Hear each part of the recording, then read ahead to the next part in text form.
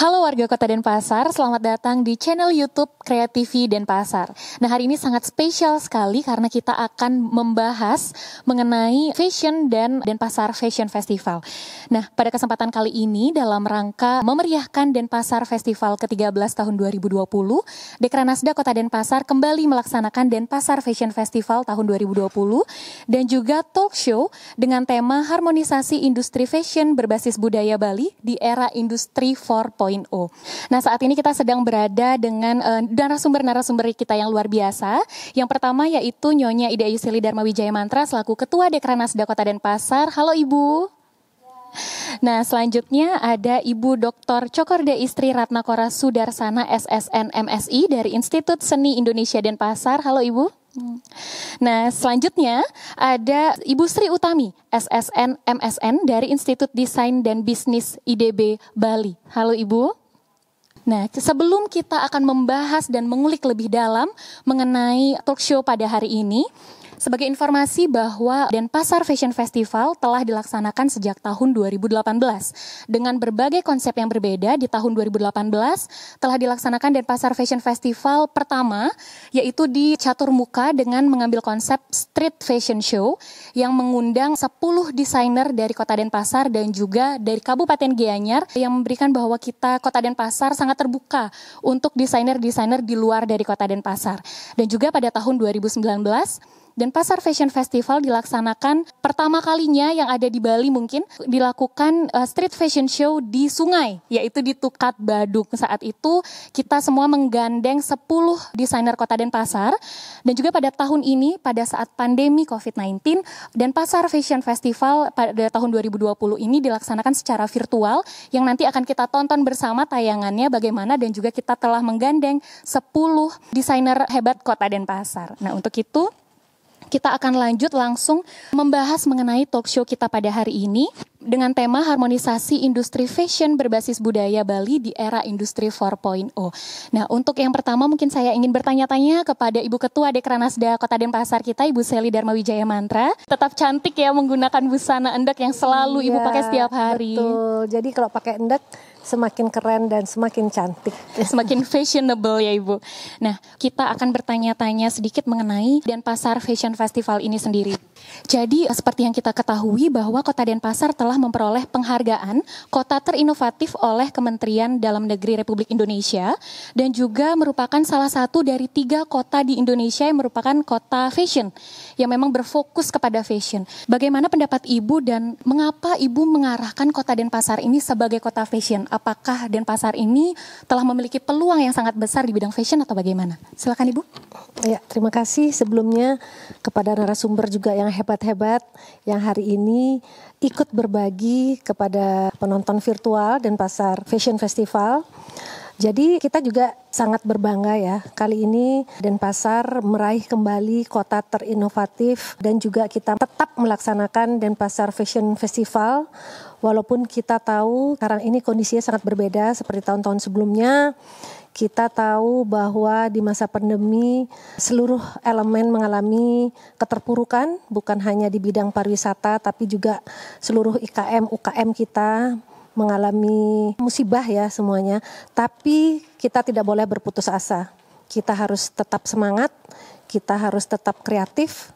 Karena kita sekarang bahwa kreatif itu tidak ada batasnya. Nah itu. Nah sangat berbangga Kota Denpasar terpilih lagi.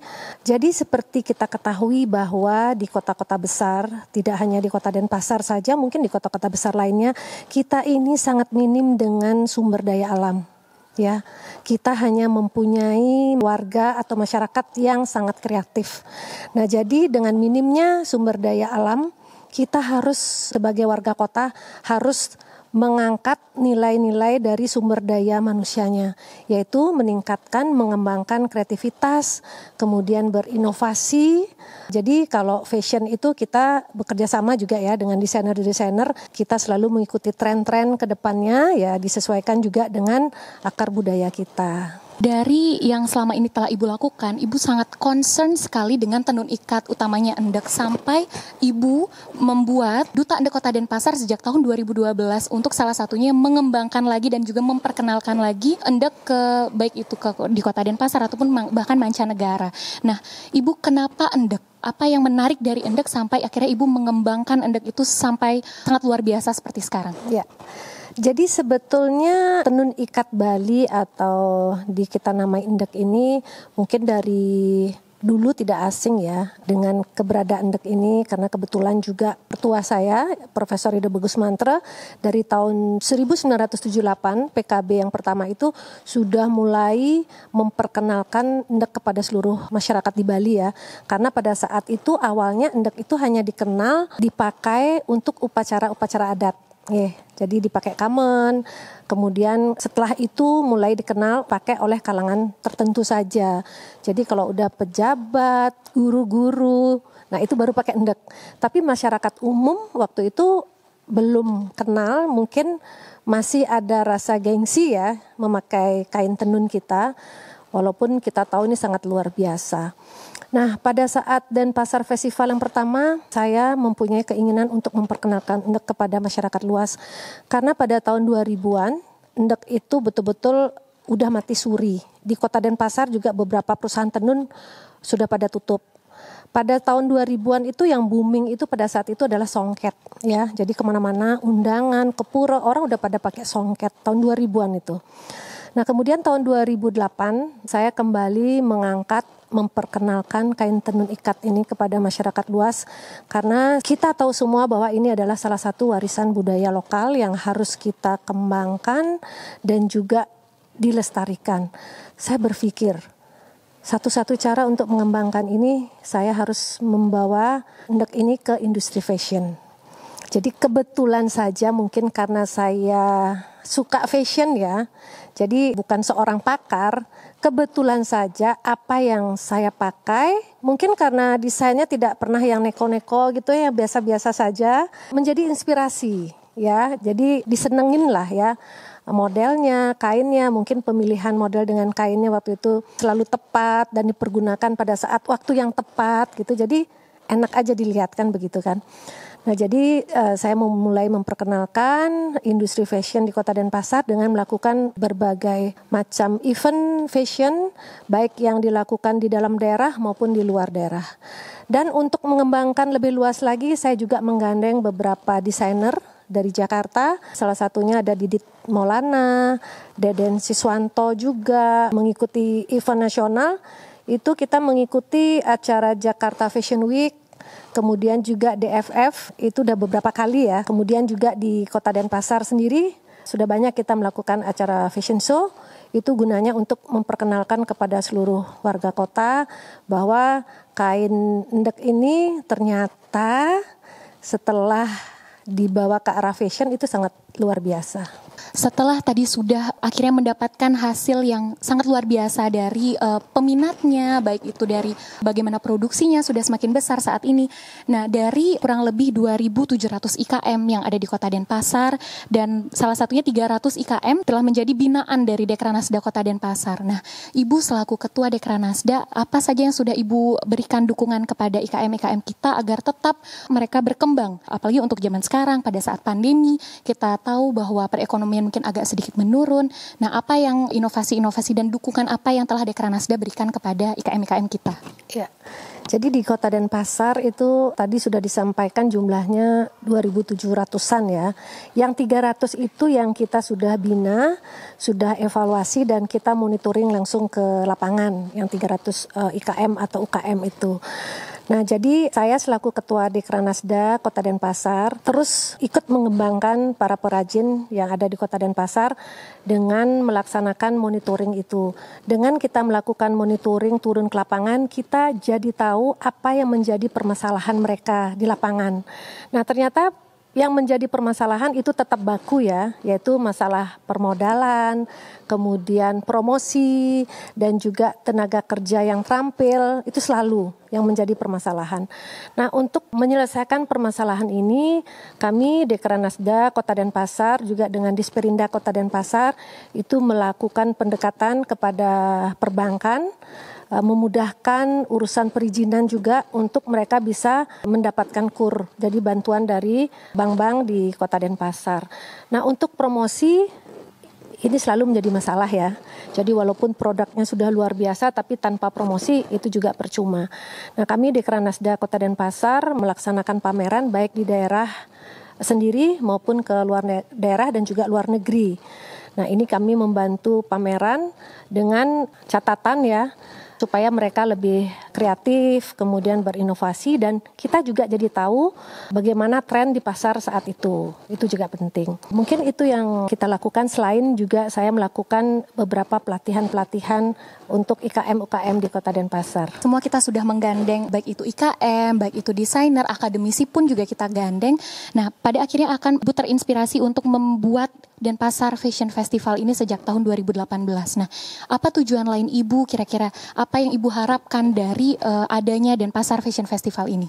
Ya, saya melaksanakan kegiatan Denpasar Fashion Festival itu tujuannya untuk terus memberikan kesempatan kepada desainer-desainer, para UKM, IKM untuk meningkatkan kreativitas mereka. Kita memberikan ruang kepada mereka. Jadi harapan ke depan dari Denpasar Fashion Festival, kita akan mengetahui tren ke depannya seperti apa.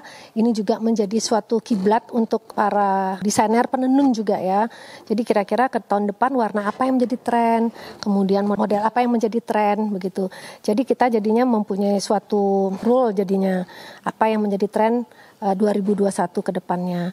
Dan ini juga salah satu upaya kami untuk lebih mengenalkan kepada masyarakat luas bahwa kain endek ini bisa dikembangkan sedemikian rupa. Dan kami juga Denpasar Fashion Festival ini bukan hanya menampilkan desainer Kota Denpasar saja, tapi seluruh Bali kita terbuka untuk mereka bisa memberikan ruang dan kesempatan buat yang lainnya juga. Betul, dan kesempatan ini juga mungkin bisa kita kembangkan lagi ya Ibu ya untuk bagaimana Denpasar Fashion Festival untuk tahun selanjutnya. Nah, sebelum kita memulai lagi bincang-bincang kita, teman-teman semuanya warga Kota Denpasar, kami persilakan untuk menonton dulu hasil dari Denpasar Fashion Festival 2020 yang dilaksanakan secara virtual.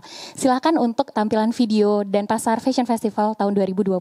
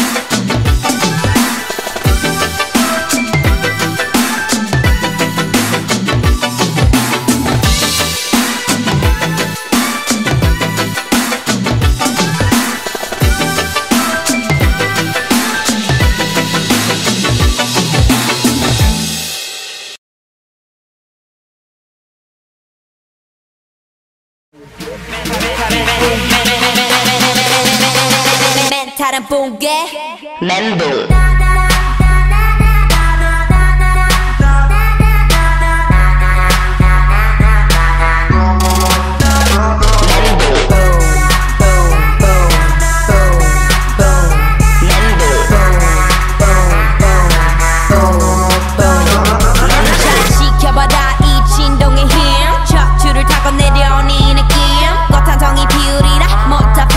Fire, fire, 다 같이 불조심 이거만로 하는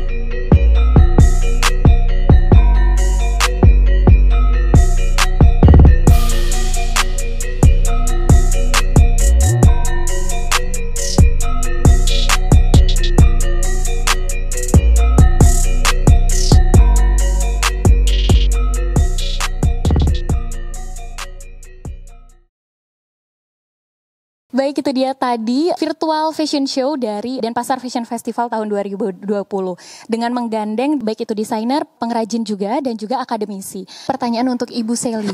Ibu sudah merancang Denpasar Fashion Festival 2020 udah sangat luar biasa Ibu, apalagi Ibu juga sangat concern siapa yang desainernya, baik itu dari akademisi, desainer maupun pengrajin-pengrajin kita. Nah, dari yang sudah hasilnya Ibu, bagaimana Ibu melihatnya?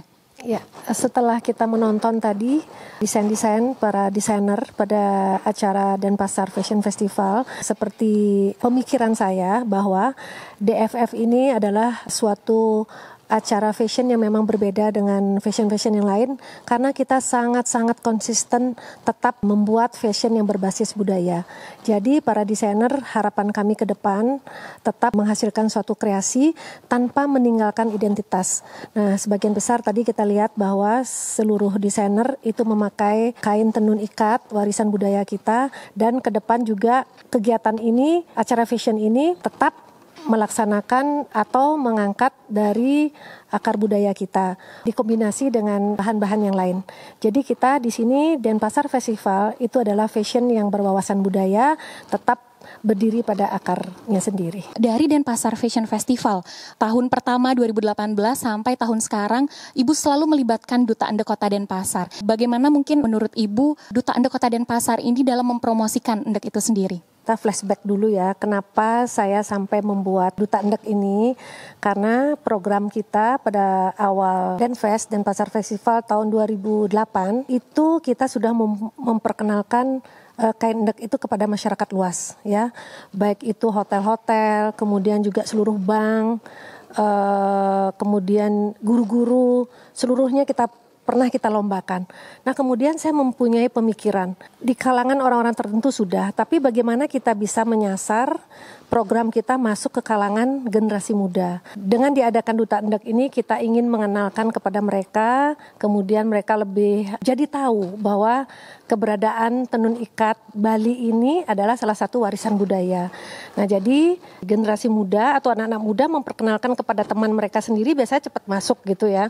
Astungkare dengan adanya pemilihan Duta Endek ini, kain tenun Bali, endek khususnya, sudah mulai dikenal ataupun malah lebih membanggakan mulai dipakai oleh anak-anak muda, generasi muda. Dan sekarang saya lihat sudah menjadi suatu tren. Itu pun disesuaikan modelnya dengan usianya mereka. Saya lihat endek itu bisa dipakai celana panjang, kemudian kulot, celana pendek dengan gaya-gayanya mereka. Jadi saya kira itu fashion udah masuk di kalangan anak-anak muda dengan mereka tidak meninggalkan akar budayanya. Duta Ende Kota Denpasar sudah mulai belajar ya Ibu semenjak masuk Duta Ende Kota Denpasar, belajar untuk mendesain, ya, belajar betul. untuk menjadi entrepreneur yang tidak hanya berlenggak-lenggok saja memperkenalkan endek itu sendiri, tapi juga kita menjadi entrepreneur yang dapat mengembangkan lagi endek itu. Nah, kita akan beralih kepada akademisi yang sudah hadir pada hari ini, pada Ibu Ratnakora Sudarsana. Kita akan membahas mengenai harmonisasi Ibu. Harmonisasi antara fashion yang berbasis budaya Bali dengan era industri fashion 4.0.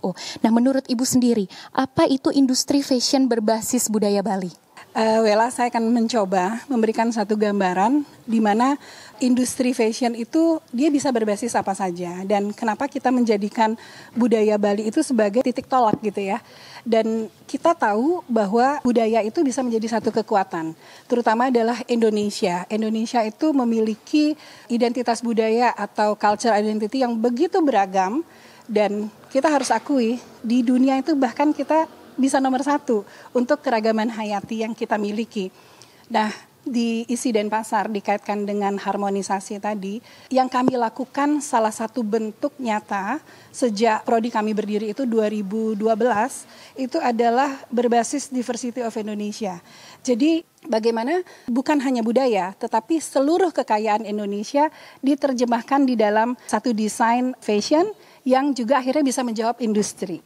Kemudian kita kaitkan lagi dengan 4.0. Bahkan sekarang kita sudah harus memikirkan sudah 5.0 gitu ya. Bahwa tidak lagi berbicara tentang teknologi tapi melampaui teknologi dan alam. Jadi itu adalah concern kami yang terkait dengan harmonisasi di dalam industri fashion yang berbasis budaya Bali khususnya. Jadi itu tetap menjadi satu pertanggungjawaban moral juga. Dan kebetulan kami ada di Kota Denpasar, otomatis apa yang kami lakukan juga seiring dengan apa yang dilakukan pihak Kota Denpasar. Dalam hal ini adalah concern terhadap tenun ikat. Nah, untuk selanjutnya mungkin saya akan bertanya dengan Ibu Sri Utami dari Institut Desain dan Bisnis Bali. Halo Ibu. Nah Ibu, apa yang dimaksud mungkin dengan era industri 4.0 ini yang mungkin akan menyentuh 5.0? Untuk industri 4.0 itu lebih banyak mengeksplor antara budaya, dan ini menjadi kolaborasi budaya dengan teknologi digital. Jadi di 4.0 ini kolaborasi tanpa batas, dan benar sudah kita lihat bersama ya bagaimana teknologi itu dimanfaatkan semaksimal mungkin.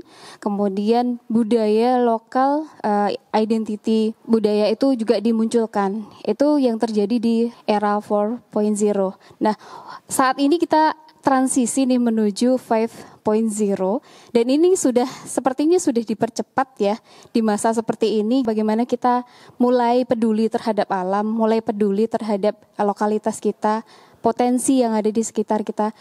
Itu yang akan kita arahkan menuju era 5.0 itu. Nah, tadi menarik sekali Ibu bilang bahwa ternyata transisinya agak cepat dari 4.0 ke 5.0.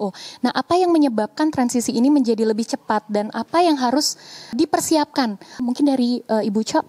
Sebenarnya ini ada kaitannya juga dengan tren di industri fashion gitu ya. Tren itu akan terjadi ketika ada satu perilaku manusia yang kecenderungannya sangat besar. Nah, di sini tuh kita sekarang sedang mengalami yang namanya isu lingkungan. Bagaimana degradasi lingkungan itu yang sangat dahsyat, eksploitasi kemana-mana, sehingga direspon. Dan ternyata, ini ternyata nih Bella, bahwa industri fashion itu adalah penyumbang nomor 2 gitu. Itu buat kita kan jadi satu bumerang, bahwa kita harus memikirkan yang mana industri fashion itu yang ramah lingkungan. Sehingga di 5.0 itu kita akan kembali ke alam. Tren 2021, ini sekalian kita bicarakan tren ya Wela, itu akan kembali ke alam, di mana mindset atau pola pikirnya itu adalah sustainable. Jadi sustainable fashion atau fashion yang berkelanjutan harus kita pikirkan. Itu inti dari 5.0 gitu. Jadi kembali ke alam, berpikir yang sustainable, berkelanjutan, dan kita kaitkan dengan budaya kita yang kita miliki. Jadi bagaimana kita membuat satu formula baru, Bu Sally? Ini kayaknya kita harus duduk lagi dan membuat satu formula baru untuk menghadapi era selanjutnya. Terima kasih. Nah, menurut Ibu kira-kira bagaimana? Nah, sebenarnya yang positif memang kalau bisa kita harus melampaui lagi ya. Nah, itu sebenarnya kita sudah harus mempersiapkan mental. Karena di era digital seperti sekarang kita harus dituntut untuk lebih kreatif. Kita sebagai UKM IKM sudah bisa mencuri peluang dan mencari solusi. Saya kira kita harus bisa melampaui semuanya. Dan kita akan ambil positifnya lebih banyak, kita akan mendapatkan positifnya karena pasar global akan terbuka lebih luas lagi. Jadi kesiapan mental dari perajin sendiri itu udah harus betul-betul siap ya. Betul Ibu. Ya. Dan kita itu justru sekarang ini hari-harinya kita gitu ya. Terutama karena kita kan lebih banyak ke handmade. Bagaimana apresiasi terhadap dunia handmade itu justru sekarang sedang diincar. Terbukti kita punya tenun itu digunakan oleh salah satu fashion designer dunia gitu. Itu nggak bisa dipungkirin. Itu karena apa? Ya karena itu tadi. Karena mindset mereka sudah mulai kembali ke alam. Dan yang memiliki itu siapa? Bali dan kita gitu. Nah, kalau misalnya dari Ibu Utami sendiri, bagaimana melihat perkembangan fashion yang apalagi sekarang sudah menyentuh era digital? Apakah akan berpengaruh atau mungkin bahkan dari segi pemasarannya? Pada saat era pandemi seperti ini kan kita tidak pernah mengetahui bahwa ternyata akan ada pandemi seperti ini. Bagaimana kira-kira? Tentu teknologi digital ini akan sangat berpengaruh besar ya terhadap perkembangan industri fashion ke depannya. Jadi kondisi seperti ini mau tidak mau kita harus berpikir gimana caranya industri ini tetap jalan, usaha tetap jalan, tapi dengan keterbatasan. Mungkin secara fisik kita sangat terbatas, tapi kita harus memegang benar nih teknologi digital itu. Kemudian platform digital juga tersedia sangat banyak sekali, jadi itu bisa kita eksplor, bisa kita gunakan. Tentu ke depannya juga ini akan terus digunakan dan ini akan memberikan peluang lebih besar lagi ya untuk industri fashion di Indonesia ini, terutama di Bali, di Denpasar juga untuk industri tradisi yang ada di lingkungan kita gitu. Nah, apakah bisa dikatakan bahwa ternyata perkembangan fashion itu efektif saat masa pandemi seperti ini? Begitu, mungkin dari Ibu Sally bagaimana? Jadi sebenarnya pandemi ini kalau kita lihat ada hikmahnya juga. Tidak selalu semuanya buruk ya. Salah satu hikmah, jadi kita ini dipaksakan untuk harus bisa memasarkan produk secara online ya. Jadi harus melek teknologi sekarang UKM IKM kita di Bali ya. Jadi sekarang selama masa pandemi memang pemasaran atau promosi memang lebih banyak kita melakukan secara online. Jadi di Kota Denpasar, kami juga di Kranasda bekerja sama dengan Disperindak Kota Denpasar dan juga Bikraf di Kota Denpasar. Di dalam kegiatan Denpasar Festival kali ini, kita juga banyak melakukan pemasaran, promosi, transaksi selain offline juga ada online.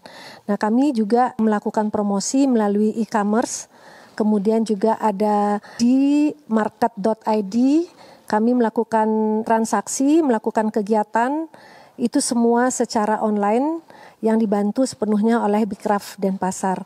Jadi walaupun di masa pandemi yang namanya acara pameran tekstil, kemudian juga Denpasar Fashion Festival, tetap kita bisa lakukan walaupun secara virtual. Jadi masyarakat pun sekarang jarang kan yang nonton TV, jadi semua melalui YouTube kan. Nah, jadi ini adalah salah satu yang saya bilang harus bisa kita mencuri kesempatan, kemudian mencari solusinya. Justru dengan adanya pandemi ini, saya yakin kita semakin kreatif ya. Mungkin kita dituntut untuk lebih berinovasi secara cepat di saat pandemi seperti ini ya. Betul. Nah, kalau dari Ibu Ratna Korea sendiri, bagaimana melihat bahwa ternyata pada saat pandemi perkembangan fashionnya terpengaruh tidak dengan masa pandemi seperti ini? Oh, sangat banget. Jadi ini sebenarnya kita sedang mengulang apa yang terjadi pada waktu tahun 1930 ya, ketika yang dikatakan flu Spanyol itu. Jadi bagaimana respon dari para desainer terhadap satu kondisi sosial itu memang harus terlihat gitu. Jadi pada saat itu semua bahan yang digunakan lebih ke multifungsi. Jadi satu pakaian itu bisa digunakan untuk macam-macam. Nah, yang ada tidak membeli tapi mix and match. Jadi yang kita punya dikeluarin lagi dan dilakukan seperti itu. Artinya ada kreativitas tersendiri ketika ada satu masa-masa seperti ini. Contohnya kayak sekarang yang kita miliki, tentu masalah ada di mana-mana ya Bu. Penenun juga mau kemana, sudah tidak bisa. Otomatis kreativitas itu seperti di-push gitu. Dan akhirnya kita menemukan satu bentuk-bentuk desain yang sekarang mengacu pada pandemi. Hampir seluruh desain terkait dengan kesehatan lah, higienis dengan kemudian dari masker aja sampai kita mengadakan ini ya Bu, lomba ya, bahwa masuk lagi ke dunia yang fashionable. Jadi fashion itu tidak selalu fashionable, tapi yang fashionable itu selalu fashion gitu. Jadi itu masuk ke sana gitu, dan kita sekarang mulai terbiasa dengan perilaku. Seperti yang Bu Sally bilang, tadi kita sempat diskusi tentang perilaku manusia yang tanpa disadari selalu ingin menolak, saya nggak fashion kok gitu. Padahal yang kita lakukan itu dari baru bangun tidur, dengan kita prepare untuk berangkat kerja, dan itu sudah sangat fashion gitu. Tetapi tidak seluruhnya fashionable. Artinya ketika orang mengikuti tren, maka itu dikatakan fashionable gitu. Jadi fashion itu adalah identitas kita. Dengan fashion kita bisa merubah segalanya gitu. Yang termasuk adalah perilaku kita hari ini gitu ya. Nah, tadi sudah dikatakan bahwa ternyata banyak perkembangan-perkembangan fashion yang terjadi. Nah, dari Ibu Utami sendiri saya ingin bertanya, melihat perkembangan-perkembangan brand-brand lokal yang ada di baik itu di Kota Denpasar maupun di Indonesia pada umumnya. Nah, bagaimana jika nanti ada persaingan fashion kah nanti di situ, apa persaingan penjualannya kah? Bagaimana Ibu melihat itu dan apa yang mungkin harus dipersiapkan oleh brand-brand lokal yang baru muncul saat ini untuk dapat bersaing dengan brand-brand lainnya? Saya rasa persaingan itu selalu ada ya, bahkan semakin ke depan pasti persaingan itu semakin ketat, semakin banyak. Kita sama-sama jualan jaket misalnya, si A iya, si B juga iya. Tapi bagaimana kita bisa menarik konsumen, kita bisa mengembangkan diri di tengah persaingan itu, tentu kita harus punya nih sesuatu yang berbeda, karakter ya, DNA kita itu penting banget. DNA itu penting banget kita gali, kita punya, selain kita mengikuti tren, tapi DNA itu juga harus muncul. Jadi di situ letak plus kita untuk bersaing di dunia industri yang semakin ketat ini gitu ya. Dan dari Ibu Sally kan selama ini Ibu sudah memberikan banyak pelatihan kepada IKM-IKM yang mungkin jualannya misalnya sama nih gitu. Sama-sama kain endek, tapi bagaimana Ibu menanamkan kepada IKM-IKM kita untuk ayo tetap berinovasi, bagaimana kira-kira? Ya.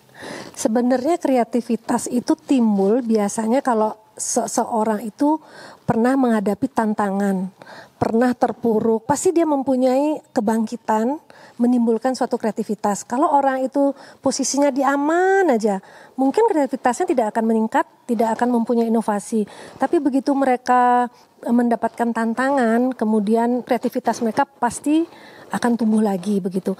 Saya sih sebenarnya banyak banget ya menerima laporan dari pengrajin, begitu mereka membuat suatu desain atau tenun ikat udah ditiru. Itu sebenarnya masalah yang tidak bisa kita hindari, karena ini juga ada sisi bisnisnya kan seperti itu. Nah ini sebenarnya banyak istilahnya plagiat begitu ya.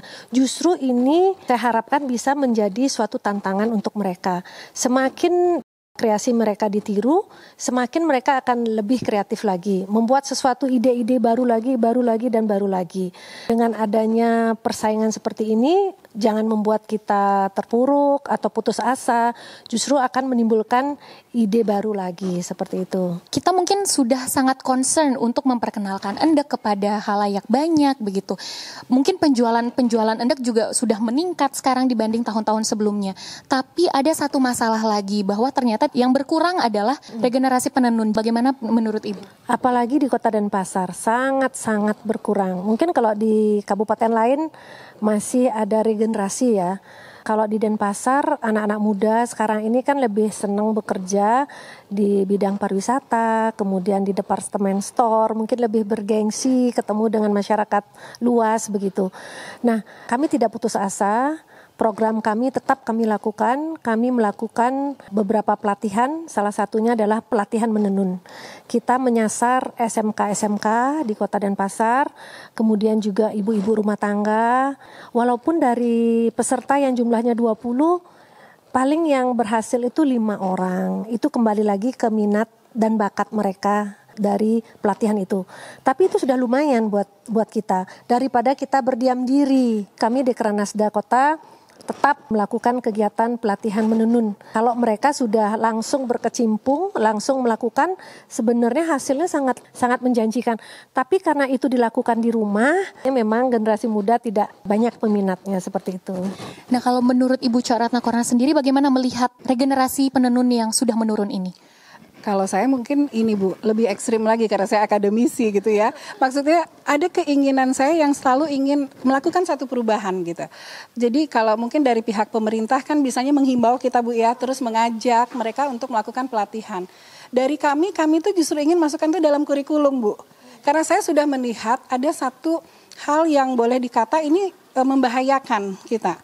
Antara kita punya kemajuan zaman dengan kita punya satu mindset kita untuk mempertahankan yang namanya konservasi itu. Jadi lemah kita di sana. Sedangkan di satu sisi kita digilas terus dengan industri. Saya sempat studi banding ke salah satu di Pekalongan. Jadi ketika Indonesia dinyatakan sebagai penerima warisan budaya tak benda, khususnya untuk batik ketika itu, oleh UNESCO, kita tiba-tiba kan terperangah semuanya. Apa yang dimiliki Indonesia gitu. Ternyata banyak sekali tekstil dari sekian, mungkin ribu kali Bu, itu yang baru masuk dinyatakan warisan budaya tak benda aja baru 33 Bu. Bayangkan itu PR banget buat kita. Nah kemudian saya lihat ke situ, apa sih yang menyebabkan akhirnya mereka dari SD Bu, itu udah dimasukin kurikulum. Bahkan ada yang khusus sekolah itu adalah sekolah batik. Jadi dari SD, SMP, SMA tuh batik gitu. Nah saya pikir ini juga akhirnya memang harus ada campur tangan dari pemerintah dan pemegang kebijakan, kemudian dari kami akademisi kolaborasi dengan profesional. Sehingga kita bisa melahirkan sesuatu yang boleh dikata itu masalah sangat klasik yang kayak Ibu Sally bilang, klasik banget. Apalagi semakin maju zaman sekarang. Nggak ada yang namanya pemuda-pemudi mau nenun gitu. Akhirnya saya mencoba, yuk kita masukin dalam kurikulum Walaupun sebagai langkah awal masih Kenten Bu magang. Jadi mahasiswa ke sana membuat desain dan membuat hasil tenunannya. Nah, untuk langkah lebih lanjut lagi, tentu kita akan masukkan itu sebagai suatu bukan pilihan, tapi satu keharusan. Ya minimal mereka menyelesaikan satu selendang lah, nggak usah yang gede-gede gitu ya. Tapi mereka mengerti kenapa Indonesia itu mendapatkan satu award nih Bu, itu adalah bukan motifnya batik itu, tapi sikap perilaku. Jadi bagaimana sikap kontemplatif nih itu menjadi satu dasar penilaian UNESCO memberikan itu kepada kita. Kita tuh punya semua Bu, yang kita membuat songket, menenun yang baik itu single ataupun double, kentennya. Ya jadi kenapa kita tidak sekarang merekatkan dengan pemangku kebijakan pemerintah, kemudian kami akademisi gitu untuk memasukkannya dalam kurikulum gitu Bu. Nyambung banget ya dengan ibu dosen kita ini. Jadi kami Dekranasda Kota Denpasar tahun 2017 saya mempunyai suatu ide memperkenalkan menenun ini kepada generasi muda. Nah, pada saat itu kita bekerja sama dengan 2 SMK di Kota Denpasar, SMK 3 dan SMK 4 ya. Kami memberikan bantuan ATBM ke sekolah itu, masing-masing sekolah 3 ATBM. Kemudian anak-anaknya kita latih menenun langsung. Ternyata minatnya luar biasa sebenarnya. Nah, hasil tenunan mereka menjadi sebuah kain endek gitu ya. Itu akhir tahun itu mereka peragakan. Nah, itu sebenarnya tujuan kami sudah ekstrim diharuskan, begitu kan. Nah, cuman sayang karena SMA kembali lagi harus berada di bawah provinsi. Jadi program itu jadi mandek ya Bu? Iya, jadi mandek. Jadi mudah-mudahan bisa keinginan saya supaya lebih mengenalkan kepada generasi muda lebih bisa berjalan. Ini sejalan juga dengan yang kami lakukan ya Ibu di IDB Bali. Jadi PR saya sebagai pembimbing mereka adalah bagaimana memotivasi bahwa jika kalian menggunakan material tradisi seperti tenun, itu peluangnya juga besar. Dan di industri tenun, kain-kain tradisional itu juga menjadi peluang besar untuk generasi muda ini. Mereka loh yang punya tanggung jawab untuk meneruskan gitu ya. Ini menjadi PR besar juga buat kami. Tentu sejalan dengan Bu Cok Ratna juga, kami juga menerapkan kurikulum untuk desain tekstil. Jadi kami juga ada. Kemudian step yang kami lakukan di awal ini mungkin memperkenalkan dulu seperti apa sih industri tenun di Bali ini, khususnya di Denpasar. Kemudian langkahnya adalah kami membawa mahasiswa untuk kunjungan industri ke beberapa sentral tenun dengan tujuan adalah untuk membangkitkan minat mereka untuk lebih peduli satu, kemudian untuk menggali potensi dirinya, mungkin nanti akan terbuka juga peluang di bidang itu gitu. Nah, tadi mungkin sudah kita membahas mengenai bagaimana peluang bisnisnya, bagaimana perkembangannya sendiri. Nah, mungkin kita akan membantu memberi gambaran kepada generasi-generasi muda, warga Kota Denpasar, apa tips dan trik mungkin untuk menghadapi era industri 4.0 yang akan bertransisi dengan cepat ke 5.0 ini. Mungkin dari Ibu Cok dulu. Oke, tidak mudah Wela, tapi bukan berarti tidak bisa ya. Itu harus dicatat itu. Jadi kita selalu ingin mengajak para generasi muda kita, karena saya concern sekali yang namanya mencetak generasi emas Indonesia gitu, apalagi kita memiliki modal itu. Jadi yang kita lakukan, atau kita harapkan kepada generasi muda itu adalah mencintai budayanya. Budayanya itu dicintai dengan cara apa gitu. Bu Sally mengajak para anak-anak muda ini yang mencintai fashion untuk menggunakan salah satu tekstil kita yang kita miliki. Itu salah satu cara. Tapi kalau bisa gitu kita sama-sama nih harus berjuang bersama, karena nggak mungkin cuman kami saja atau kita saja, semuanya gitu ya. Harus menjadi satu, memiliki mindset bahwa ini penting untuk diperjuangkan. Kita mulai menyusupkan makna dan filosofi Bu. Karena makin niki agak kerepotan bagi kami terus terang akademisi untuk menerjemahkan itu. Sehingga kenapa kamu harus menggunakan endek ini? Kenapa harus menggunakan motif ini? Kenapa ini menjadi sesuatu identitas dari satu desa atau satu daerah? Itu nggak pernah ada Bu. Jadi lepas. Yang selama ini kan kita begitu. Karena kita belinya mungkin di pusat kita di Kelungkung, ya kita nggak pernah dapat informasi apa-apa gitu. Dan mereka cuma membahasakan ya bahasa dagang jadinya. Oh ini nih kain skordi, tiba-tiba ada yang nanya skordi merah atau skordi biru atau skordi apa. Padahal yang kita tahu dulu skordi untuk mesangin kan kuning Bu, kotak-kotak. Nah itu satu contoh degradasi yang miss gitu. Nah sekarang kita bersama-sama, tidak hanya satu komponen gitu, tapi kita bersama-sama untuk membangun, sekarang mulai memasuki yang namanya makna dan filosofi ke generasi muda. Setelah cinta dengan kainnya, sekarang mulai lagi gitu. Betul. Nah kalau dari peluang bisnis Ibu, apa tips untuk generasi muda kita, warga Kota Denpasar, untuk pengembangannya, bagaimana bisnisnya nanti ke depannya untuk tenun ikat itu sendiri? Ini sebenarnya sudah sangat terbuka ya, untuk saat ini pun sebenarnya sudah generasi muda ini sudah mulai memanfaatkan kualitas ini. Jadi saya rasa ini sudah mulai muncul juga dari penampilan di Denpasar Fashion Festival pun juga didominasi oleh kalangan anak muda ya. Dan itu sudah mulai muncul dan ini luar biasa perkembangannya. Saya bilang ini cukup cepat ya untuk poin ini. Jadi kalau tipsnya adalah bagaimana kalian memanfaatkan peluang itu, juga lebih peduli terhadap lingkungan, itu yang harus kita lakukan, harus generasi muda ini lakukan. Jadi tidak menutup kemungkinan bahwa produk lokal pun akan bisa kita bawa ke ajang global yang lebih luas lagi, dan itu peluangnya tentu besar gitu.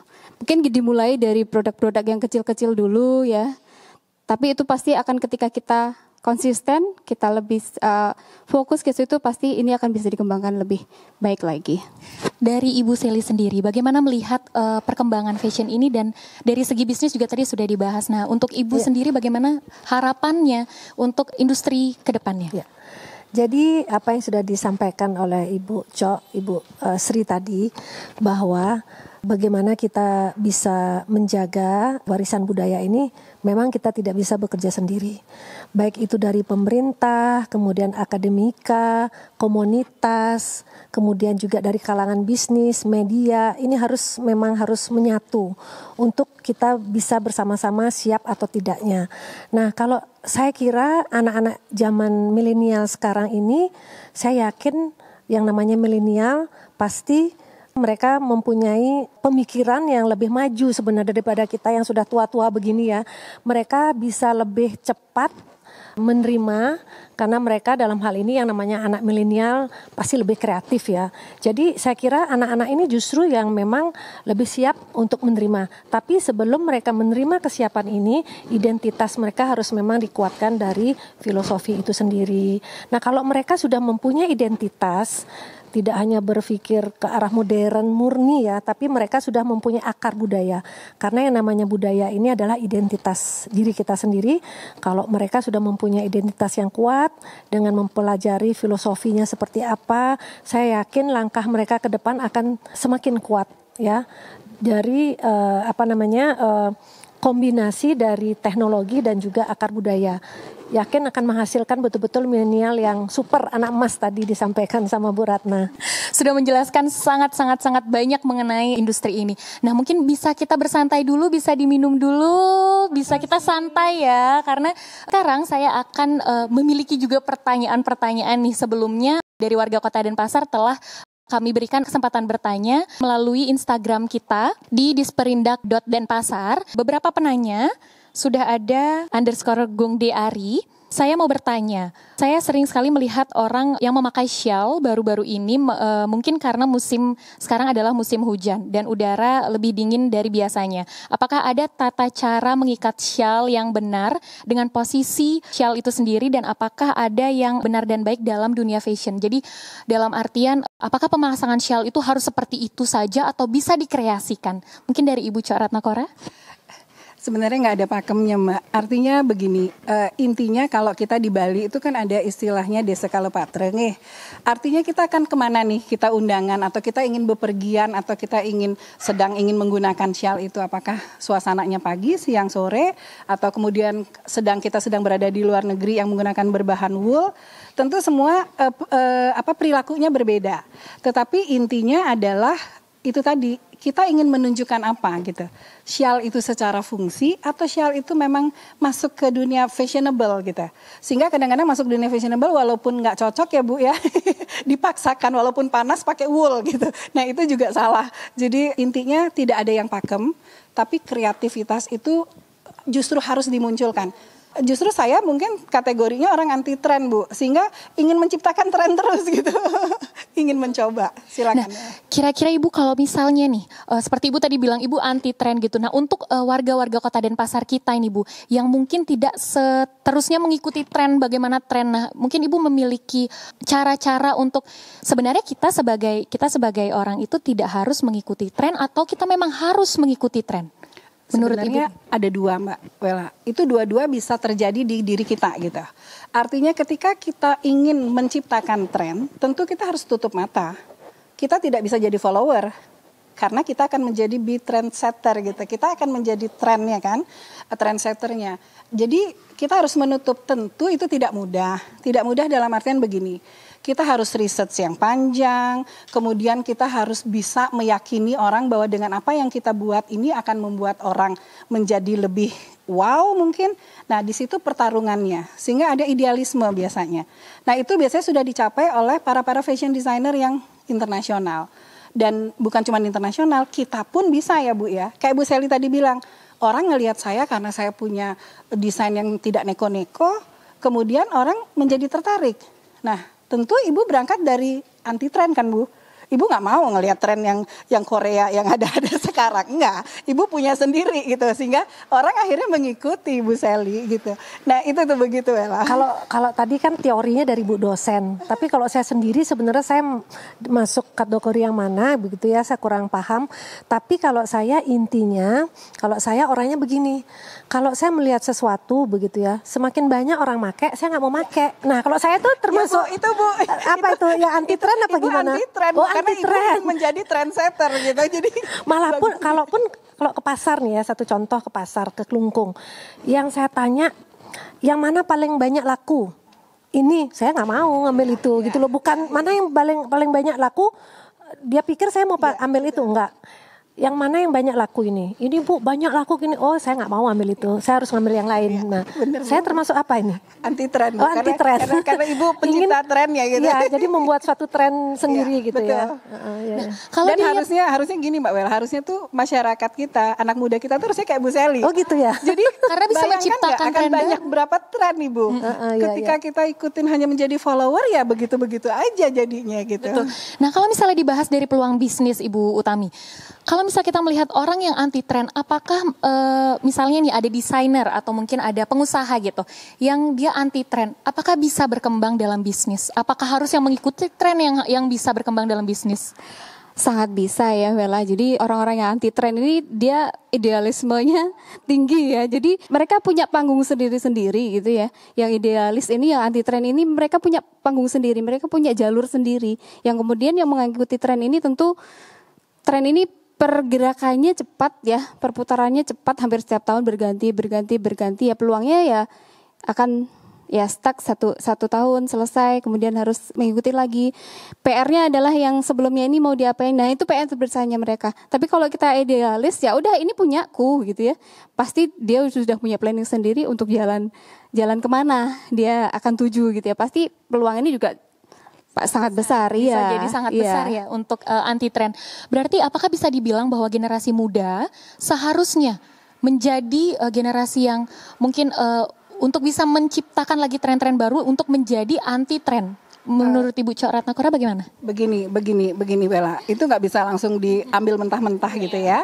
Artinya dalam proses kita untuk menjadi sesuatu yang memiliki idealisme atau mencapai branding ya Bu ya, itu membutuhkan satu perjalanan yang tidak mudah. Jadi tentu kita harus menjadi follower dulu gitu. Kita tentu itu sudah jadi satu naluri manusia. Dia harus meniru dulu. Jadi seperti apa dia meniru. Nah otomatis karena kita fashion designer, kita harus lihat dulu dong fashion designer yang lainnya, trennya seperti apa. Kemudian dari situ memunculkan bahwa saya nggak mau yang itu. Saya punya sesuatu. Tetapi jangan kita putus gitu aja ketika kita bicara bisnis. Tentu kita harus mengcombine Jadi harus ada kombinasi di mana kita mengikuti menjawab tren, kemudian di mana kita memiliki satu idealisme. Jadi emang dua-dua itu harus dimiliki, Wela. Tidak boleh hanya sebagian. Seperti orang itu dia seperti punya satu sisi. Kalau kita di Bali ada Robinede ya, itu untuk balance-nya dan akhirnya menjadi sempurna ya harus seperti itu kita punya generasi muda gitu. Oke, selanjutnya pertanyaan selanjutnya dari Rea Cempaka. Selamat pagi, salam kreatif. Saya mau bertanya kepada narasumber yang pertama untuk Ibu Ketua Dekranasda Kota Denpasar, apakah pelaksanaan Denpasar Fashion Festival akan selalu rutin setiap tahun diadakan dan apakah memungkinkan suatu saat Denpasar Fashion Festival ini akan berdiri sendiri terlepas dari Denfest, melihat antusias para desainer yang luar biasa serta para desainer di luar Kota Denpasar juga yang pasti mungkin ingin bergabung di DFF ini. Ya. Kalau keinginan ya pasti ya bisa setiap tahun kita laksanakan karena seperti apa yang disampaikan oleh Bu Cok tadi ya karena tren 2021 apa nih akan menjadi tren kita lakukan tahun 2020. Nah seperti itu. Jadi kreativitas atau inovasi baru yang dilakukan tahun 2020 itu akan merujuk menjadi suatu tren 2021 dan kita juga ingin memberikan ruang kepada desainer dan seperti awal tadi saya sampaikan bahwa Denpasar Fashion Festival ini bukan hanya diperuntukkan untuk desainer Kota Denpasar tapi kalau bisa kita bisa menjangkau seluruh Bali karena untuk suatu promosi itu pasti bisa sukses kalau itu dilakukan di kota besar. Dan Denpasar ini adalah ibu kota dari Provinsi Bali. Jadi apapun yang kita lakukan, apapun yang sudah kita promosikan, kalau itu dilakukan di sebuah kota, pasti akan lebih cepat terdengar, kemudian lebih cepat promosinya, begitu ya. Jadi kota ini adalah etalase dari produksi-produksi daerah-daerah lain. Otomatis perkembangannya lebih cepat ya, pemasarannya lebih cepat seperti itu. Harapan kami Kota Denpasar bisa menjadi basis promosi untuk desainer seluruh Bali. Itu harapan kita ke depan. Nah, kemudian lepas dari Denpasar Festival justru akan membuat suatu kesuksesan bahwa Denpasar Fashion Festival ini bisa dijangkau oleh seluruh desainer seluruh Bali. Jadi harapan kami Denpasar Fashion Festival bisa menjadi ajang tahunan di Kota Denpasar. Itu harapan ke depannya. Nah, selanjutnya pertanyaan kedua untuk Ibu Cok Ratnakora. Saat ini banyak sekali muncul kain print dengan berbagai motif. Salah satunya motif geringsing serta motif kamasan. Apakah print seperti itu diperbolehkan? Seperti contoh kain geringsing asli memiliki tekstur yang lebih tebal dan ukurannya yang spesial untuk digunakan untuk baju kecil kemungkinan karena itu muncul alternatif kain print dengan motif geringsing. Apa saja yang harus diperhatikan sebelum membuat kain print dan motif-motif tersebut? Jadi ini sudah kita bicarakan gitu ya secara istilahnya secara etika. Jadi bagaimana etika itu mesti dijaga, bukan berarti terus semua kita bisa ambil di internet, terus kita print dan kita jual lagi gitu ya. Tentu di situ ada etika-etika, layer-layer yang harus diikuti. Terkait dengan printing itu kalau Tiang boleh kasih saran gitu ya. Ini bukan satu kebenaran juga sih, ini masih dibuka di ruang diskusi. Kita harus punya masternya, master yang kita miliki. Kalau masuk ke dunia printing, itu nanti yang dikejar itu adalah apa? Kita punya haki itu loh, hak cipta. Hak cipta kita itu kemana? Pertanggungjawaban moral kita itu pada siapa? Nah, master ini pun kita yang berkreasi gitu. Tidak kita beli serta-merta, misalkan kamasan nih, beli aja deh di Kelungkung. Kemudian karena ini kita yang beli, kita anggap itu hak kita, kemudian kita print. Gitu. Nah itu harus hati-hati juga karena nanti suatu hari itu bisa dimunculkan di istilahnya kita bisa dikomplain gitu kepada si pemilik. Kecuali kita bekerja sama dengan pemilik, dengan seniman, kita yang mendesain. Ibu boleh nggak atau bapak boleh nggak dibuatin skadiniki modelnya kayak gini dengan teknik kamasan. Nah setelah itu jadi master nih Kang ya, itu sudah hak kita karena kita turut campur di sana. Jadi kita sebagai desainer sudah turut campur. Setelah master itu ada di kita, baru kita print. Nah ketika kita print itu pun biasanya ada nomornya. Jadi misalkan kita hanya print 10. Jadi 1, ini siapa, 2 apa. Jadi itu ada etikanya luar biasa. Kalau udah masuk ke dunia printing di luar dari yang kita bicara seenak-enaknya gitu bisa aja. Tetapi tentu kita kembali lagi kepada etika kita. Jadi masuk dunia printing atau digital printing itu tidak semudah yang kita pikirkan. Pernah terjadi itu sekitar tahun berapa ya? Saya tidak akan menyebutkan siapa gitu, bahwa ada masuk dunia printing dan memprinting motif yang sangat sakral yang kita miliki, yaitu di Tenganan. Sehingga masyarakat Tenganan marah. Saking marahnya tidak mengizinkan lagi. Nah tentu kita tidak ingin itu terjadi pada kita gitu, apalagi kita yang orang Bali gitu loh. Orang luar mungkin kita bisa excuse ya, bisa maklumi, tapi ketika orang Bali, masa kamu nggak ngerti sih gitu saudaramu gitu. Kalau misalnya mungkin kita berbicara masalah ya print yang tadi, yang mungkin belum memiliki rasa bahwa oh ini adalah warisan leluhur kita, jadinya memilih barang yang lebih murah dibanding tenun yang asli yang mungkin harganya jauh lebih mahal begitu. Bagaimana tanggapan Ibu? Ya kalau masalah print tenun dan juga batik juga ada ya.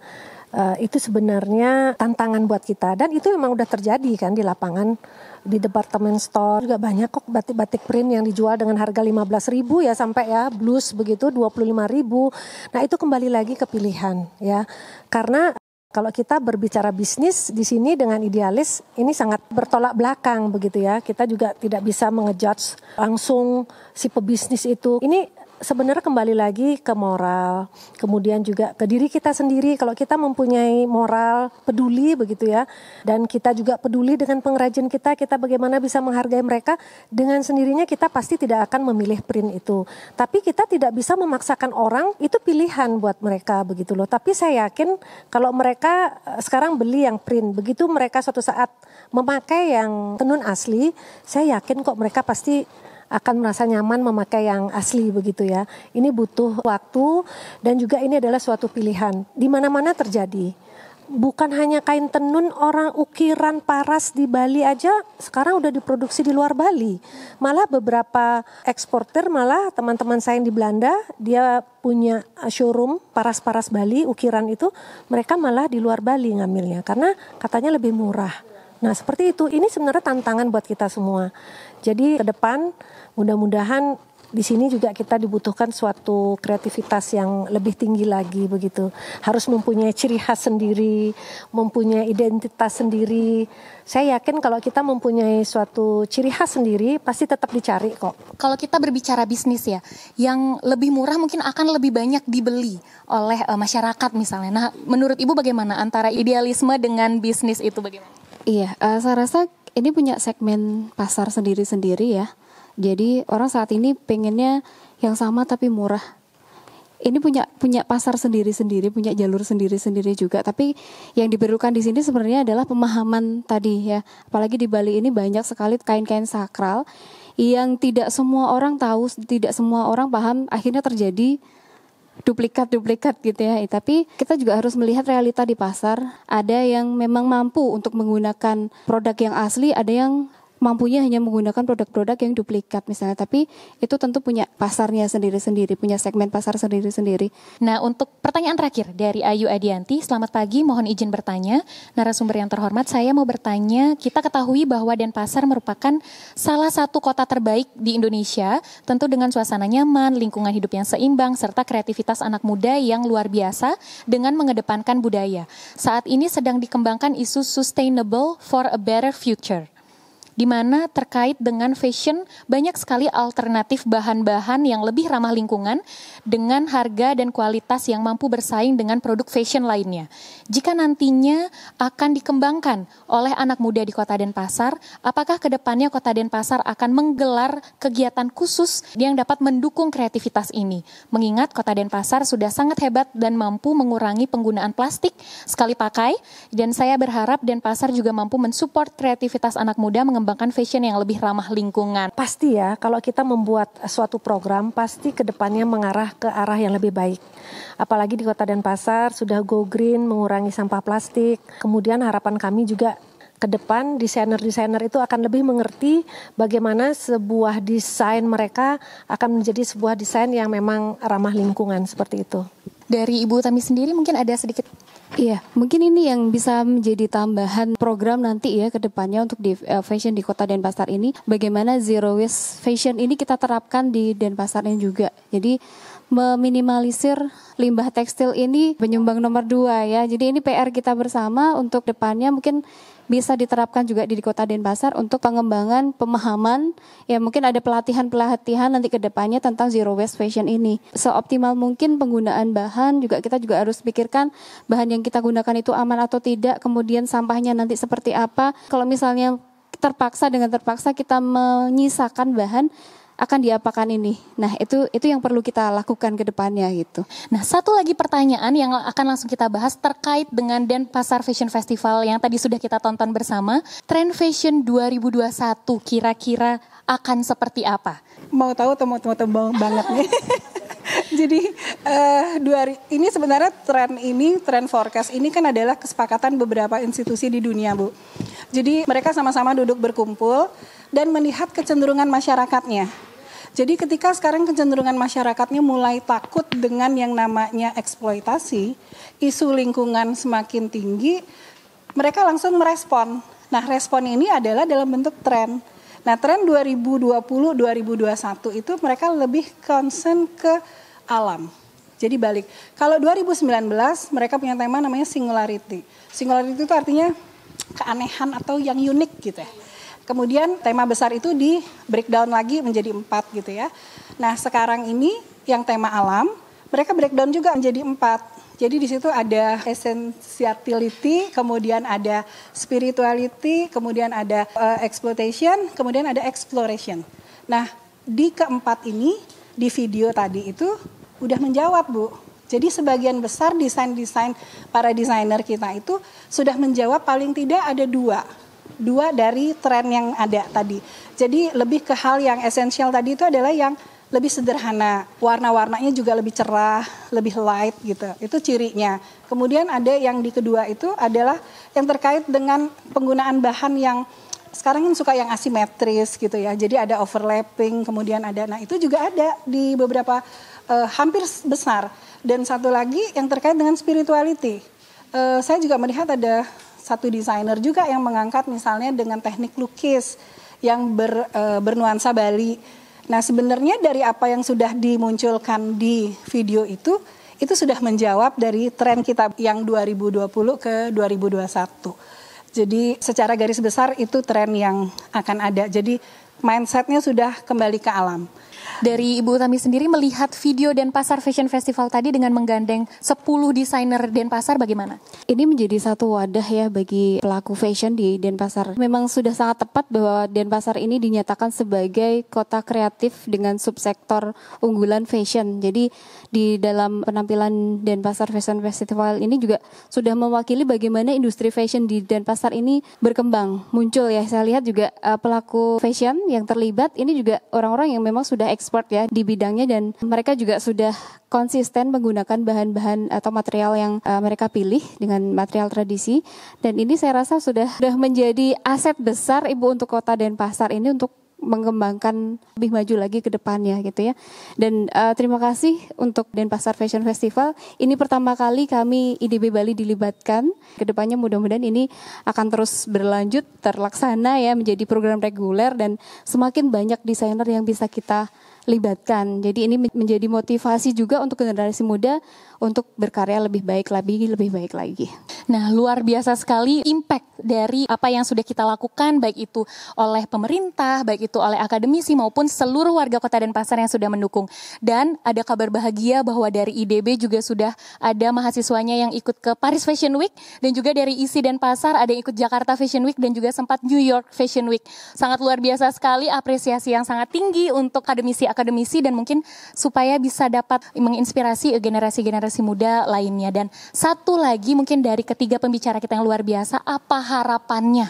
Harapan terkait dari industri fashion yang tahun ini untuk ke tahun ke depannya, dan bagaimana mungkin cara-cara agar generasi muda ini tetap mencintai budaya kita. Mungkin di masa pandemi sekarang yang kita tidak tahu kapan berakhirnya, begitu ya. Jadi mungkin ini adalah masa-masa yang sulit untuk para pekerja seni, khususnya desainer-desainer kita juga di masa pandemi ini. Jangan membuat kita itu putus asa, karena kita tidak tahu kapan berakhir. Tetaplah berkarya, apa yang ada di depan mata kerjakan, kemudian tingkatkan kreativitas, bersama-sama kita berinovasi bahwa masa pandemi ini bukan halangan untuk kita berkarya. Jadi ke depan justru tantangan ini menjadi suatu kejadian membuat mereka semakin kreatif. Tetap semangat. Baik, kalau harapan dari kami ya, kami selaku akademisi, jadi kami adalah lembaga yang bertugas untuk mencetak sumber daya manusia yang nantinya harapan kami adalah unggul dan siap terjun ya di industri. Tentu ini akan membawa dampak baik untuk Kota Denpasar ini khususnya, bahwa di Denpasar ini punya lembaga-lembaga yang memang kami konsisten untuk membentuk SDM-SDM yang nantinya akan bergerak di industri fashion ini. Mudah-mudahan kedepannya Kota Denpasar juga semakin banyak memfasilitasi generasi muda, bagi kami pelaku fashion juga untuk bisa memvisualisasikan karya, kemudian bisa mengembangkan industri dengan wadah yang memang sudah sangat terkoordinir dengan baik. Mudah-mudahan fashion di Kota Denpasar ini semakin baik, semakin maju dan semakin bergema gitu ya, dan menjadi Denpasar sebagai pusat fashion di Indonesia ya, bahkan ataupun dunia gitu. Semoga Denpasar semakin dilihat lagi ya. Kalau ngomong harapan tuh kayaknya banyak sekali ya Bu yang kita berharap. Tapi yang kami harapkan gitu bagi generasi emas Indonesia ini, jangan pernah malu, jangan pernah takut gitu untuk memperdalam Balimu, untuk memperdalam Indonesiamu, sehingga ini kita akan jadikan satu wacana untuk kita bertarung di dunia global, terutama dalam hal fashion. Karena kita sudah meraih itu. Jadi sekarang yang kita perlukan bagi generasi muda ini hanya untuk masuk ke dalamnya. Mengenal, mencintai, kemudian akhirnya mereka mengembangkan dalam satu bentuk kreativitas yang tidak berbatas, Ibu. Seperti apa yang menjadi slogan dari Kota Denpasar, bagaimana kita meretas, itu yang namanya lintas batas itu dengan kreativitas yang tidak biasa. Terima kasih banyak untuk narasumber kita yang luar biasa hari ini. Terima kasih Ibu Sally, terima kasih Bu Tami dan Ibu Coratnakora. Nah itu dia tadi bincang-bincang seru kita mengenai fashion dan juga bagaimana perkembangan fashion untuk kedepannya. Dan talk show kali ini sudah berakhir dan semoga Denpasar Fashion Festival dapat menginspirasi generasi muda maupun calon-calon desainer ataupun desainer-desainer yang sudah berkembang agar bisa mendapatkan tren-tren terbaru dan juga bisa bergabung juga bersama kami untuk mengembangkan lagi tenun ikat dan apapun itu yang merupakan warisan-warisan budaya leluhur kita. Baik, terima kasih untuk perhatiannya. Sampai jumpa di video selanjutnya.